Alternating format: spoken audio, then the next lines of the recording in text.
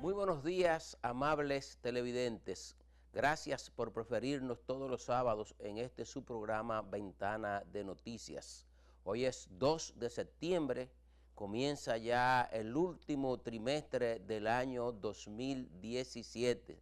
Como decían unas personas que caminaban junto conmigo en el mirador ayer tarde, que qué rápido está pasando el tiempo en estos tiempos, valga la redundancia.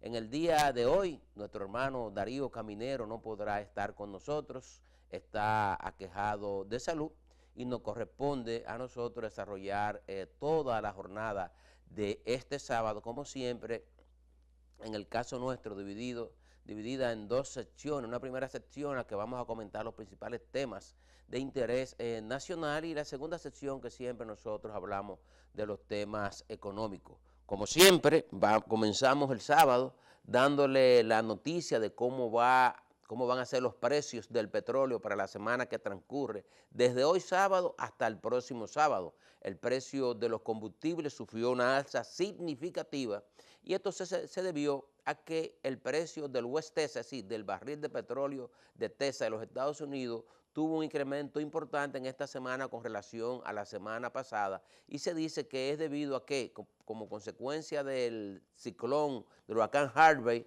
algunas plantas extractoras de petróleo en los Estados Unidos estuvieron paralizadas y se dejaron de producir durante esa etapa unos 4 millones de barriles diarios. Eso produjo un aumento en el precio del barril de petróleo, que cerró a $47.96 el pasado miércoles, y es el precio de referencia que utilizó el Ministerio de Industria y Comercio para los precios de los diferentes tipos de combustibles para esta semana. De manera tal que la gasolina premium se va a vender a 214,80 con un aumento de 5 pesos. La gasolina regular se va a vender a 200 pesos con 70 centavos y también aumentó 5 pesos. El gasoil óptimo aumentó 3 pesos y se va a vender a 164,60. La gasolina regular se va a vender a 152 pesos, aumentando 2 pesos. Y el Aftur se va a vender a 125,90 para un aumento de 7 pesos el galón. Y el kerosene sufrió la alza más alta de 7,55, se va a vender a 151,30. El gas licuado de petróleo se va a vender a 107 pesos con 80 centavos. Sufrió el menor aumento de apenas 0,50, mientras que el gas natural se va a vender a su mismo precio a 28,97. Es decir, aumentos significativos en el precio del petróleo, de los diferentes tipos de combustible para el transcurso de esta semana.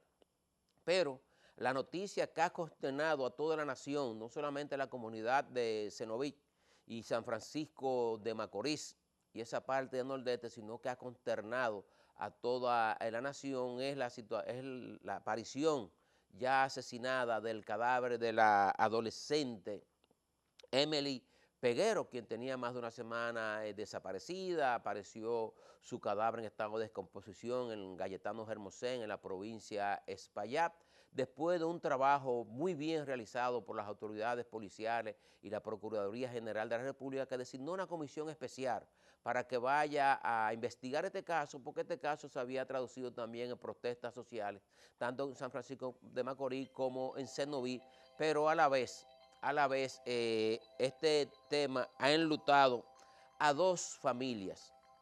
No solamente ha consternado a la nación, ha enlutado a dos familias, porque por un lado están los padres de la niña, de la adolescente que salió embarazada, 5 meses de embarazo, y ya hoy desaparecida, ella junto con su feto en unas condiciones horrorosas, sufren la pérdida de su hija, sino que también la madre del supuesto victimario, porque hay que hablar supuesto, pero todos saben que ya él confesó que asesinó a la niña, y seguirán apareciendo los detalles en que ocurrió este hecho. También esa familia está destrozada. O sea, aparentemente no supieron manejar la situación alrededor del embarazo de esta niña adolescente, porque entonces la madre del niño, en el día de ayer, en las condiciones en que la fueron a buscar presa, también había una turba que quería arrancarle, quería matarla. Se dice, yo no lo vi confirmado en la prensa, que se intentó incendiar la casa de la madre del victimario, pero también esta señora, que era subdirectora de pasaporte, perdió su empleo porque fue destituida. destituida, pero también fue expulsada del PRD, partido al que pertenecía, por el que había aspirado a regidora. Es decir, que son dos familias destrozadas por no saber manejar un evento, una situación. Esa es la interpretación que nosotros le damos. Pero en historia se dice que usted tiene que irse a las causas de las causas cada vez que ocurra un evento. Este tema de la ley del aborto, este tema de la educación sexual en las escuelas, a la que se opone de manera abierta, militante, tajante, férrea, todo el clero, así todas las iglesias se oponen a la educación y a la orientación sexual en las escuelas. Y la República Dominicana es el país de la región con la más alta tasa de niñas entre 15 y 19 años que salen embarazadas. Ese es un dato que sale todos los años, cada vez que los organismos internacionales estudian este tema. Y hay otros estudios que revelan la difícil situación que enfrentan los adolescentes cuando se presentan esta situación. Es decir, la niña embarazada, muchas veces abandonada por el joven, también adolescente, que él embarazó, y ella no sabe cómo enfrentar la situación. En el mejor de los casos, ella tiene que ir solita y muchas veces enfrentar que pase el tiempo, ella embarazada, y ver nacer el niño en condiciones no apropiadas. Cuando va al médico, dicen los estudios, que tiene que ir sola. O sea, la abandonan los padres de ella, pero tampoco los padres del joven que la embarazó le hacen frente a la situación. Entonces, ella, sin ninguna experiencia, tiene que enfrentar la situación.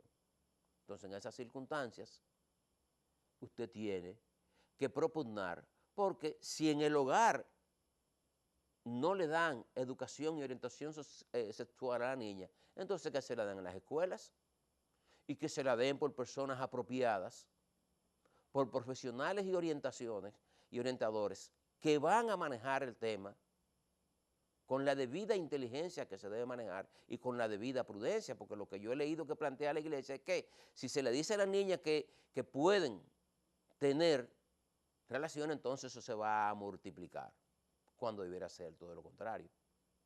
Si tienen una buena orientación, porque en los hogares donde se le da una buena orientación o una adecuada orientación sobre este tema, a los adolescentes la situación es diferente.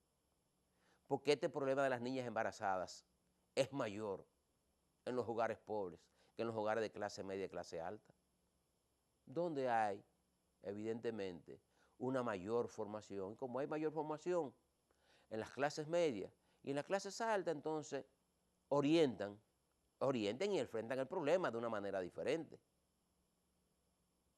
no de la manera en que se aborda y que aparentemente se abordó este tema, en este caso, que miren cómo desencadenó. Yo lo veo como un drama, como la destrucción de dos familias por no saber enfrentar una situación que ocurre, que está ahí, que es natural, que es propia de la República Dominicana y que preocupa mucho. Pero yo me voy un poquito más lejos.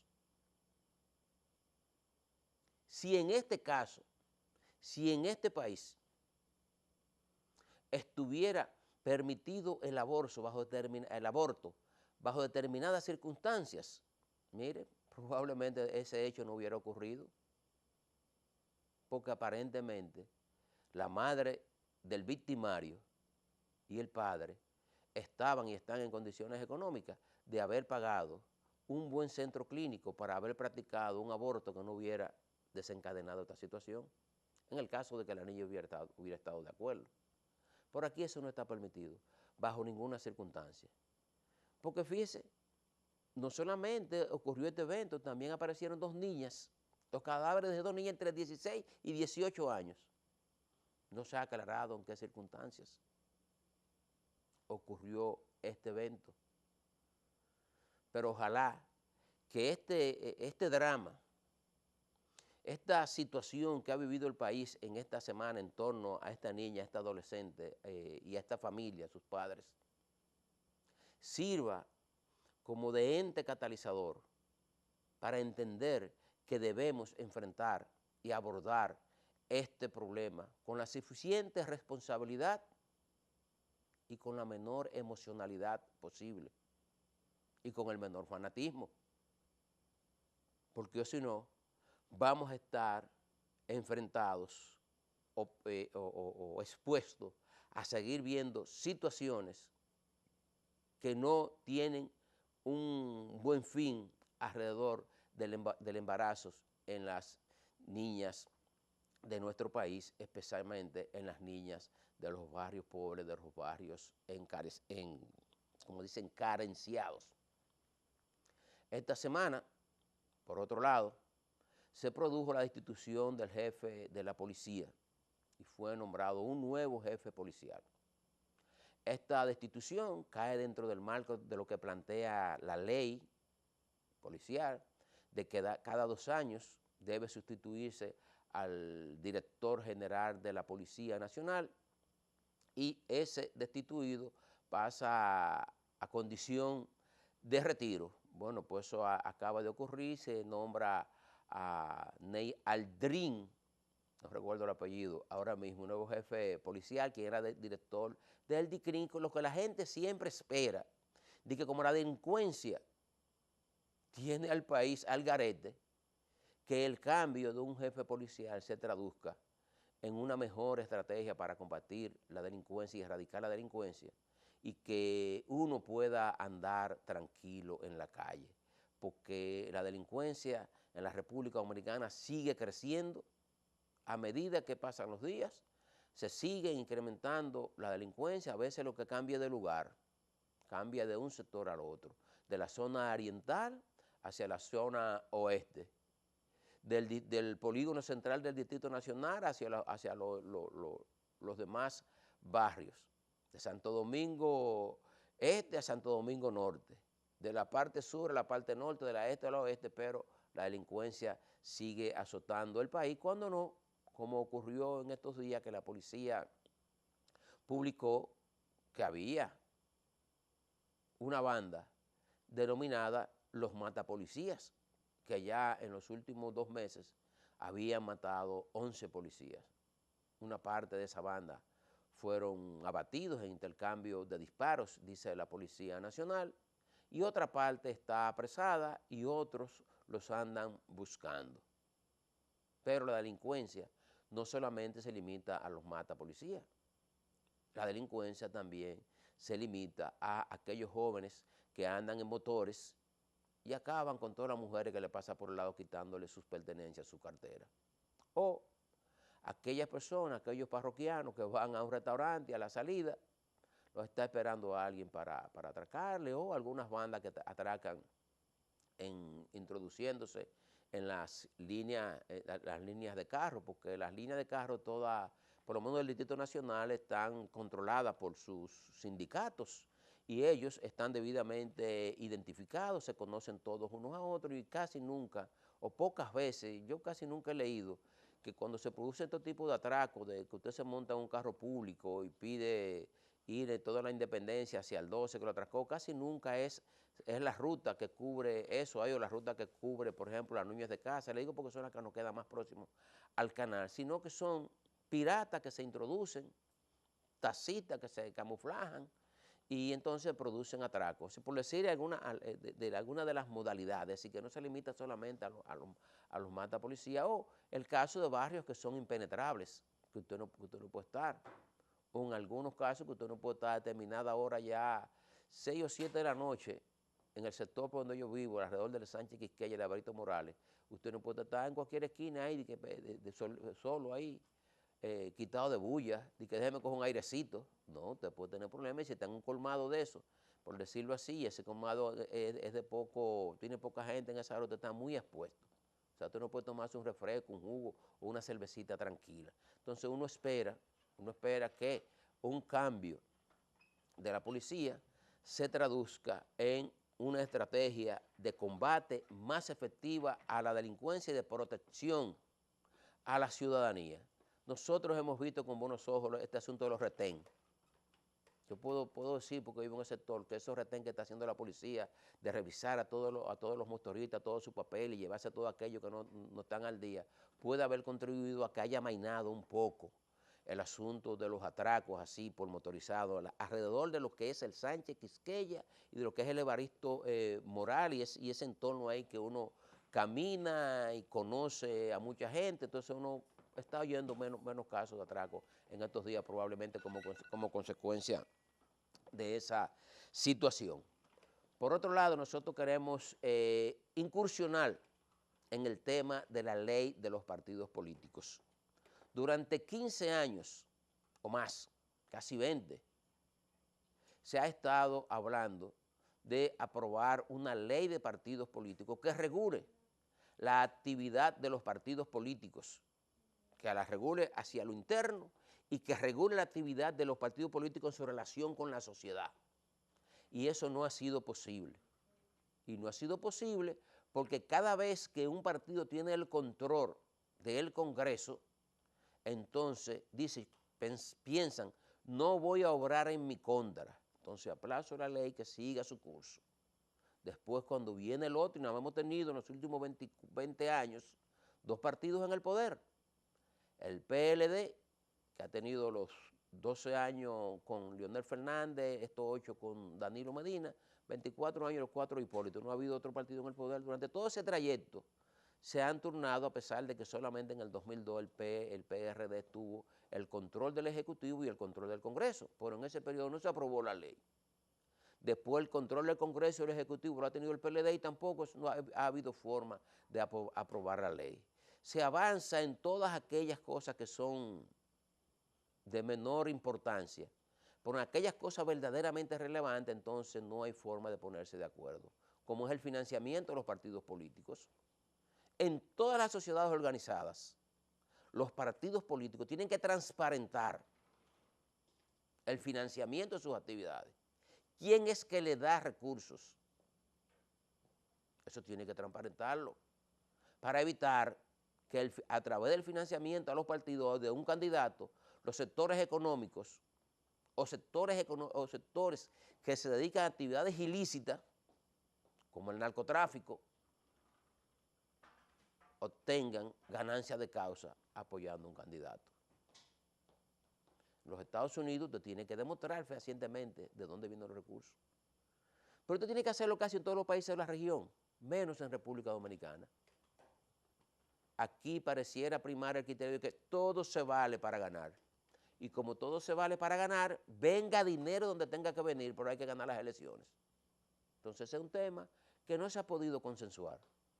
¿Cómo se va a financiar las actividades de los partidos políticos? Porque a uno le llama la atención que un candidato a diputado, un candidato a regidor, un candidato a senador esté gastando decenas de millones de pesos en campaña, cuando el sueldo que va a devengar durante 4 años no le va a permitir llegar al 10% de eso. Y como nadie vota su dinero, entonces una vez electos van a buscar la forma de cómo van a multiplicar entonces la inversión que hicieron. Y así la actividad política deja de ser una actividad de un servicio a la sociedad y al bien común, para convertirse entonces en una actividad al servicio de los intereses de quienes ocupan determinadas posiciones. Otro tema que tiene atrabancado el conocimiento de esta ley, que se ha avanzado, dice hoy en estos días el presidente de la Comisión Bicameral, se ha avanzado en un 97%, pero no hay forma de que se camine en ese 3% que nos permitiría llegar al 100%. Por ese tema, primero financiamiento de los partidos políticos y segundo entonces la convención de los partidos. Hay quienes plantean 2 posiciones: convenciones simultáneas con padrón abierto o convenciones simultáneas con padrón cerrado. En los 2 principales partidos del país hay opiniones encontradas en torno a estos temas. Es decir, en el PLD, el presidente Danilo Medina y el expresidente Leonel Fernández no se han puesto de acuerdo en si van a aceptar, si el comité político va a aceptar que el Congreso apruebe una ley de partido en la que se establezca convenciones universal para todos los partidos y con padrón abierto. O sea, no se han puesto de acuerdo. Por otro lado, en el PRD, Hipólito Mejía es presidente de la República y Luis Abinader es candidato presidencial por el PRM. Y en ambos precandidatos hacia las elecciones del 2020 tampoco se ponen de acuerdo. El expresidente Hipólito Mejía plantea una convención universal, es decir, todos los partidos el mismo día, con padrón abierto. Entonces, Luis Abinader, precandidato presidencial hacia el 2020 por el PRM, dice que está de acuerdo con que la convención sea simultánea de todos los partidos el mismo día, pero con un padrón cerrado, solamente con el registro de militantes. Entonces, ahí está empantanado este tema de la ley de los partidos, de la ley de partidos políticos, y nosotros entendemos, como el PLD ha demostrado tener una alta vocación de sentido de lo que es el poder, de lo que es luchar por alcanzar, retener y reproducir el poder, va a hacer lo que entienda que mejor le convenga a sus intereses, a pesar de que algunos dirigentes del PLD han planteado que probablemente el comité político podría dejar a que sus congresistas decidan qué hacer en torno a la ley de partidos políticos en lo que tiene que ver con la celebración de las convenciones, porque no se sabe todavía qué van a decidir en torno al tema del financiamiento de los partidos políticos, porque el presidente de la Comisión Bicameral había planteado que iba a dejar en manos de la Junta Central Electoral ese tema. Pero la sociedad lo que sugiere es que se haga por ley, que sea una ley, porque entonces cada vez que usted, como los miembros de la Junta Central Electoral, puede cambiar y cambia generalmente cada 4 años, la ley es diferente. Habría que modificar la ley para que se produjese este evento, esta situación de controlar la finanza de los partidos para evitar que el financiamiento a los partidos se constituya en un secuestro de los funcionarios electos por quienes hayan entregado dinero para que estos puedan ganar en una actividad política que se hace cada vez más clientelar.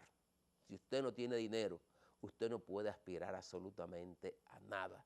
No importa lo novedosa, lo innovadora y lo positivo que sean para la nación, las ideas que usted pueda tener como candidato a regidor, como candidato a diputado, como candidato a senador, como candidato a presidente de la República y hasta como candidato para integrar de algunas de las cortes, porque usted tiene que tener dinero entonces para usted pagar lo que se llama medios, campaña mediática, para que su nombre suene y digan que usted es el mejor y que nadie lo va a hacer mejor que usted. Terminamos aquí esta primera sección de su programa Ventana de Noticias. A continuación vendrá los comentarios de Informático y después vendrá la parte final sobre el análisis económico que nosotros siempre les hacemos.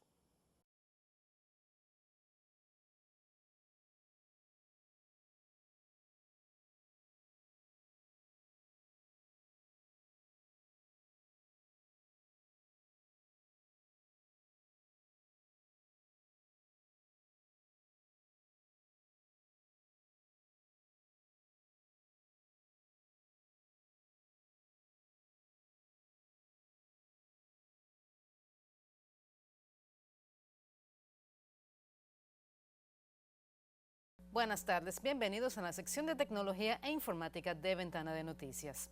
La semana pasada, Samsung presentó en la ciudad de Nueva York el nuevo Galaxy Note 8, que como ustedes saben es el sucesor del Galaxy Note 7, el equipo que el año pasado lamentablemente tuvo que ser retirado del mercado por un defecto de las baterías que explotaban y cogían fuego.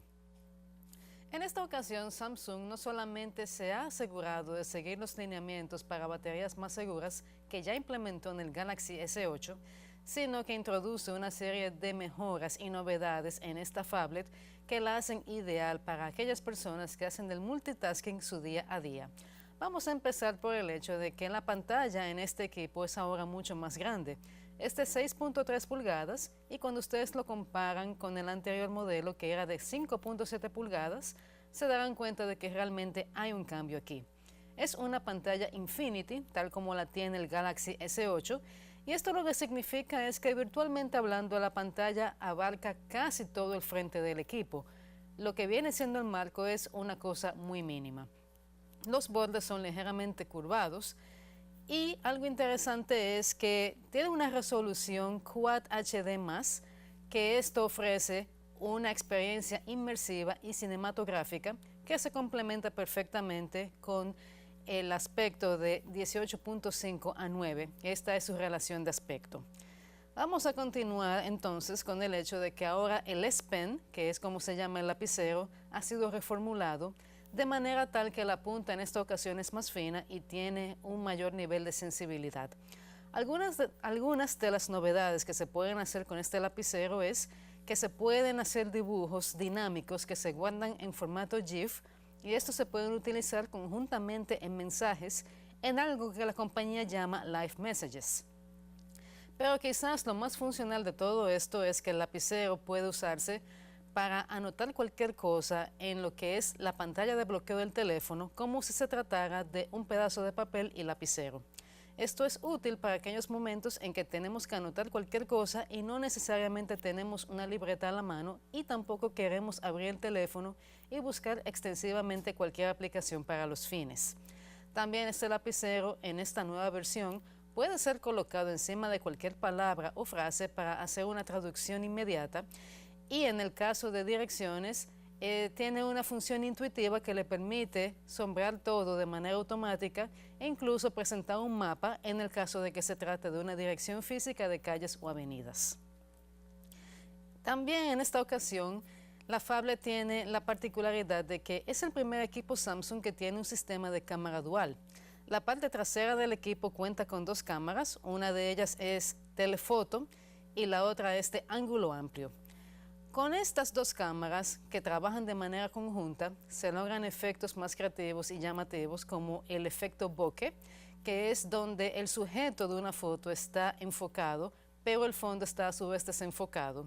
Una novedad que introduce Samsung en este equipo es que el grado de desenfoque de la parte de atrás de la foto puede ser ajustado manualmente, incluso después de haberse tomado la captura. También está la particularidad de que estas dos cámaras, pueden utilizarse de manera conjunta para lo que la compañía llama una captura dual. Estamos hablando de que se combina telefoto con foto de ángulo amplio y este es un efecto bastante llamativo que puede dar un nivel ya más llamativo de profundidad y definitivamente es algo que pocas cámaras actualmente ofrecen en el mercado a nivel de equipos móviles. Ambas cámaras funcionan con la tecnología Dual Pixel y esto lo que hace es que ofrece unos mejores resultados cuando hay condiciones de poca luz. Ahí pueden ver los colores en los que está disponible el equipo. Desde que fue lanzado está disponible en preorden y se prevé que en Estados Unidos estará a la venta en tiendas físicas a partir del 15 de septiembre. Junto con los anuncios de Galaxy Note 8, se anunció también que DeX ahora permite que las aplicaciones, o al menos la mayoría de ellas, puedan asumir el formato de pantalla completa cuando se conecta una phablet a este módulo. Y también se dijo que Bixby, que es el asistente virtual de Samsung, próximamente estará disponible en más de 200 países. El precio sin bloqueo de este teléfono, es decir, sin ningún plan, es $929. Es un poco caro, pero recuerden que este es un equipo que está orientado a personas que tienen que trabajar mucho cuando están en la calle y por eso al principio hice el énfasis de que es para gente que hace del multitasking su día a día. Si desean más detalles sobre este equipo, pueden visitar viatech.do. También me pueden seguir en Twitter e Instagram con la cuenta de @viatecnológica. Ahí pueden dejar sus comentarios, preguntas y cualquier otra cosa que deseen saber. Mientras tanto, ya he terminado con este tema. Si desean algo más, ya saben dónde comunicarse. Y mientras tanto, sigan con Ventana de Noticias y nos vemos la próxima semana.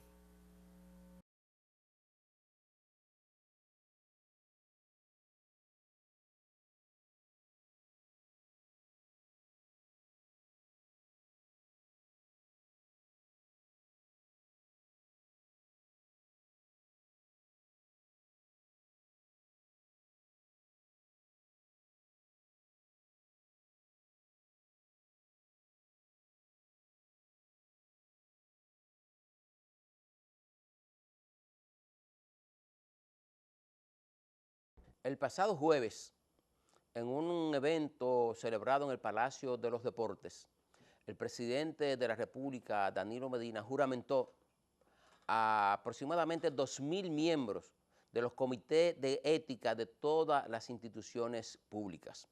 Nosotros, desde que se tomó la decisión de celebrar, de organizar el comité de ética en todas las instituciones públicas, hemos visto con buenos ojos la organización, la constitución de estas comisiones, porque estas comisiones están llamadas a velar por el buen uso de los recursos públicos.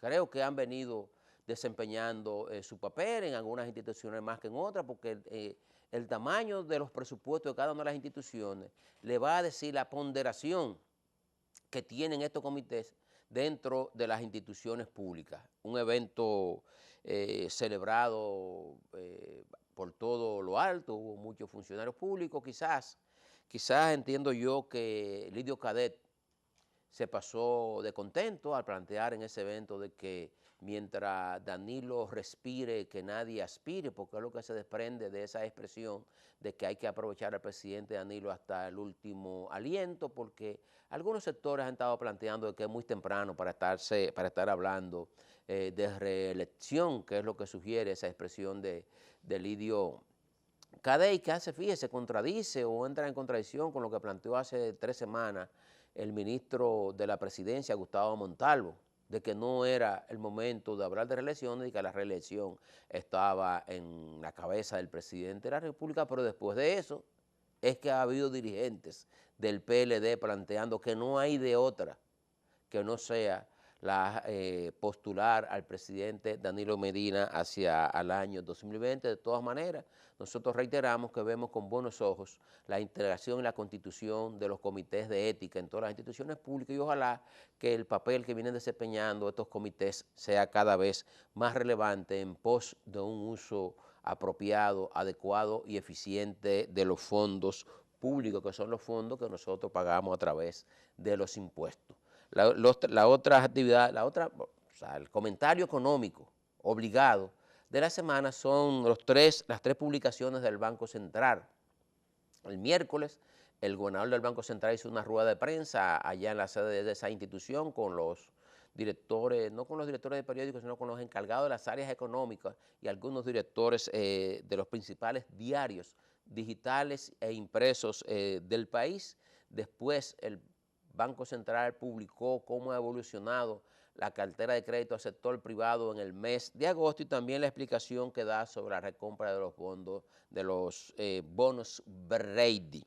En el primer semestre del año, una información que ya se había dado de manera preliminar, según el informe de la economía que ya está insertado en la página web del Banco Central, en el primer semestre del año la economía creció apenas un 4%. Decimos apenas un 4% porque está por debajo del potencial del crecimiento de la economía dominicana, que es de un 5%, está por debajo del 7.4% en que creció en el primer semestre del año 2016 y también por debajo de lo que ha sido habitual en el crecimiento de la economía dominicana, que es superior al 5%. Hace varios semestres que no veíamos la economía caer a esos niveles de crecimiento. ¿Cuáles son los sectores que más explican esta caída? Oiga bien, la caída del crecimiento de la economía con relación al crecimiento de la semana pasada, porque un amigo, Virginio Gerardo, que es muy perspicaz, me decía, vengo escuchando en uno de los programas de comentarios que la economía decreció. Entonces él me preguntaba que si nosotros los economistas, ese es el término que utilizamos, y yo decía, no, quizás ese comentarista utilizó de manera inapropiada la gramática en ese sentido. Si no fue que la economía dejó de crecer en el primer semestre del año, sino que creció un 4% y que ese 4% es inferior al crecimiento del primer semestre del año pasado, que fue de 7.4. Entonces, si usted tiene una tasa de crecimiento menor a la tasa de crecimiento del primer semestre del año, entonces usted en este primer semestre del año está generando menos empleo, está generando menos comercio, está generando menos ventas y de continuar esa tendencia, es decir, hacia la baja en el crecimiento, entonces usted va a tener un comportamiento de la economía muy diferente al que se demanda para que se puedan generar la cantidad de empleos suficiente. ¿Cuáles son los sectores que explican esta caída del crecimiento de la economía? Miren, la actividad minera, que a veces, no que a veces, la actividad minera, si nosotros nos vamos todos, pudiésemos ver todos los cuadros ahí del comportamiento de la economía que publica el Banco Central, usted ve que cuando la economía se dispara ese crecimiento es porque la actividad de minas y canteras, así se llama, la explotación de minas y canteras, así se llama actividad minera, se dispara a un crecimiento sobre el 25%. Cuando cae el crecimiento de la economía, entonces usted sabe que esa actividad minera entonces baja a un pírico, como ahora, que en el primer semestre del año pasado, la actividad minera creció un 25%, ahora creció un anémico 3.7%. Así que ese de por sí solo podría explicar en una gran proporción la caída del crecimiento de la economía en el primer semestre del año 2017. Pero la actividad agropecuaria cayó de un 8 a un 6.2%. La actividad de construcción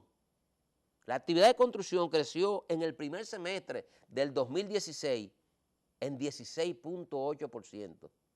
En el primer semestre del año tuvo un crecimiento negativo de 2.7%. Y este crecimiento negativo del sector de la construcción se debe sobre todo a la caída del gasto de capital del gobierno.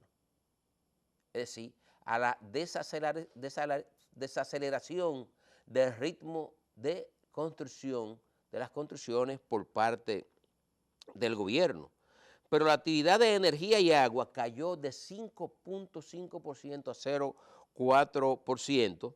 Se destacan como actividades que tuvieron muy buen comportamiento el turismo, hoteles, bares y restaurantes, que creció 7.8% en este primer semestre del año, frente a un 5.5% el año pasado. La actividad de transporte y almacenamiento creció 4.7%, las comunicaciones crecieron 5.8% y el sector financiero, que consistentemente crece por encima del 7%, creció 8.1% este año, a pesar de que el año pasado creció 11.2%. Pero estas actividades se caracterizan por ser intensivas en capital, es decir, no generar la suficiente cantidad de empleo como para reducir el 14% de desempleo que afecta a la economía dominicana. Este informe de la economía, o más bien el discurso o en las palabras del gobernador del Banco Central en la rueda de prensa a la que hacemos referencia, decía que se habían generado de octubre del 2012 a octubre del 2016 464,000 empleos y que esto en más de un 90% eran empleos formales, pero sin embargo la tasa de desempleo no cede. El desempleo, si usted lo mide por el desempleo ampliado, es de un 14%. El desempleo abierto sigue siendo un 5%, si el asunto es que no cede la tasa de desempleo. Y es lo que lleva a los economistas, a la gente a decir, la economía crece, pero no impacta favorablemente en aquellos aspectos que debiera impactar, como es la generación de empleo suficiente como para absorber toda la parte de la población que entra anualmente al mercado de trabajo, es decir, que entra en la condición de población económicamente activa de 15 años, de 18, vamos a ponerle 18 años en adelante. Si ya a partir de los 18 años que usted tiene cédula, usted está en condiciones de trabajar, oficialmente hablando, a pesar de que aquí hay niños que a partir de los 10 años tienen que trabajar junto con sus familiares. Aparte de este informe de la economía que publica el Banco Central en su página web y cuyo resumen se presentó en esa rueda de prensa del miércoles pasado, el Banco Central anunció la compra de los bonos Brady. ¿Qué son los bonos Brady? La década de los 80 fue la década perdida. Y esa década perdida tuvo su origen en un default de la deuda por parte de México a mediados del año 1982.